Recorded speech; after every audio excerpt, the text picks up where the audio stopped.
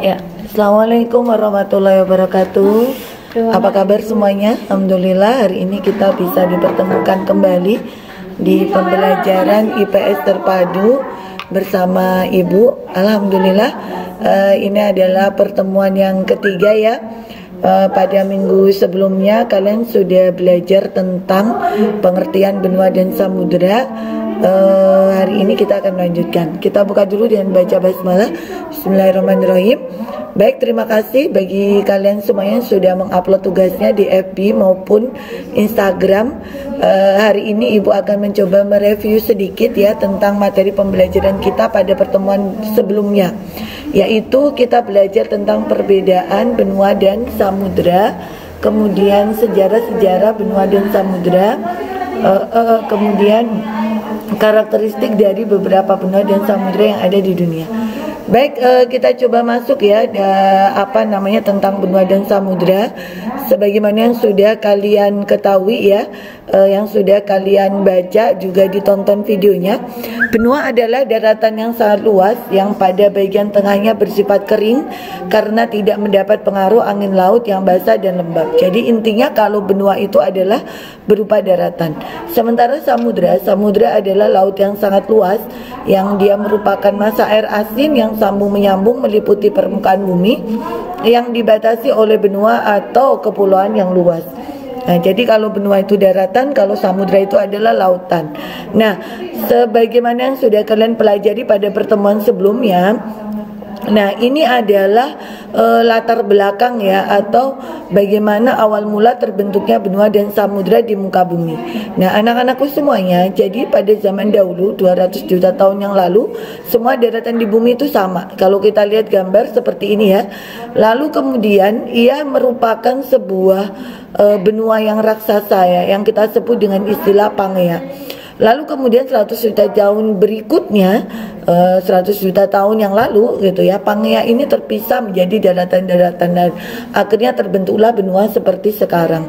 Nah, ada dua teori besar yang mungkin bisa Ibu sampaikan, Ibu simpulkan, yang dianggap oleh para ilmuwan itu teori yang sangat populer.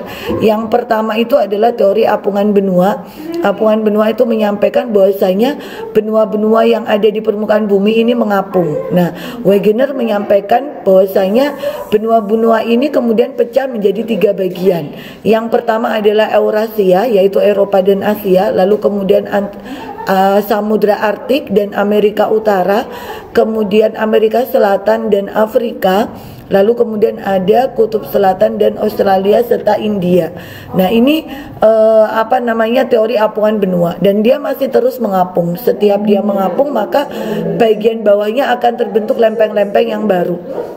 Lalu kemudian teori Laurasia dan Gondwana yang menyampaikan bahwasanya benua di muka bumi ini dia terpecah menjadi 2. Bagian utara yang kita sebut dengan Laurasia dan bagian selatan yang disebut dengan Gondwana. Bagian utara itu ada Amerika Utara dan Kutub Utara, kemudian Eropa dan Asia, dan bagian selatan itu ada Australia, India, Afrika dan Amerika Selatan dan Antartika. Nah itu diantaranya ya asal mula dari benua di muka bumi ini. Lalu bagaimana dengan samudera? Nah dulunya ini adalah benua, lalu kemudian dia terpecah-pecah seperti ini. Nah ternyata wilayah di daratan ini ada juga yang dia merupakan dataran yang rendah. Lalu ketika es di daerah kutub itu mencair, maka air ini menggenangi wilayah-wilayah yang berada pada wilayah yang rendah, sehingga menjadi sebuah samudera yang sangat luas. Wilayah yang rendah kemudian tergenang oleh air menjadi lautan. Lalu kemudian kita bisa lihat ya gambarnya seperti ini ya nak ya. Ini yang bagian utara ada Amerika, maaf ini ketuker ya. Ini harusnya Amerika Utara ya, Amerika Utara, kemudian Eropa, Asia dan Arktik atau Samudra Arktik. Lalu kemudian ada Amerika Selatan, Afrika, Australia, India dan Antartika. Ini yang bagian selatan. Lalu samudranya ada Samudra Atlantik, Samudra India dan Samudra Pasifik. Lalu kemudian ada Samudra Arktik ya. Jadi sebetulnya Arktik atau Kutub Utara ini adalah bagian dari samudra, tapi dia adalah es yang membeku. Nah, kita bisa lihat, jadi bisa kita simpulkan benua yang ada di dunia itu ada apa aja? Asia, Amerika, Afrika, Eropa, Australia, dan Antartika. Sementara samudranya ada Hindia, Pasifik, Atlantik, dan Samudra Arktik. Lalu bagaimana kekhasan dari masing-masing benua? Nah, ini kekhasan dari masing-masing benua. Benua Asia adalah benua terluas, penduduk terbanyak. Benua Afrika adalah benua terbesar kedua, disebut dengan benua hitam karena sebagian besar penduduknya merupakan orang-orang dari suku Negroid ya, berkulit hitam.